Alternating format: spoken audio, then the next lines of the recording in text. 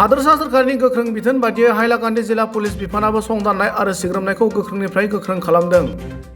बेबादिनो थांनाय मोनायाव बिलासपुर थानानि असिनि दैदेननाय पुलिसनि मोनसे हानजाया पेट्रलिं डिउटि खालामनाय समाव सिखावै लाबोनाय बारमिस सुपारि हमो। सिखाव फालांगिरिफोरा काछारनि दारबन फारसेनिफ्राय बिलासपुरथिंजाय साइकेलजों लाबोबाय थानाय समावनो बारमिस सुपारिखौ हमनो हायो होनना मिथिहोयो। गं 28 साइकेलाव लाबोबाय थानाय समावनो 105 बस्ता बारमिस सुपारिखौ पुलिसनि हानजाया हमनो हायो। मिथिनो हानाय बादिब्ला हमनो मोननाय सुपारिनि बिबाङा 6300 किल'ग्राम। गुबुन फारसेथिं सिखाव फालांगिरिफोरा साइकेल आरो 105 बस्ता सुपारिखौ गारनानै खोमसिनि खाबु लाना खारखोमालाङो होनना पुलिसनि सुलुङा मिथिहोदों।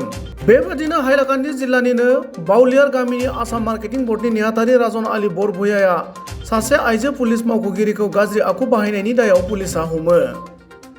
आरो बे एखे जिल्लानिनो रामनाथपुर पुलिस थानानि आइसि जामिरा पिपिनि दैदेननाय पुलिसनि मोनसे हानजाया आयेन बेरेखायै बिलाथि जौ फाननायखौ हमनो हायो होनना मिथिहोदों।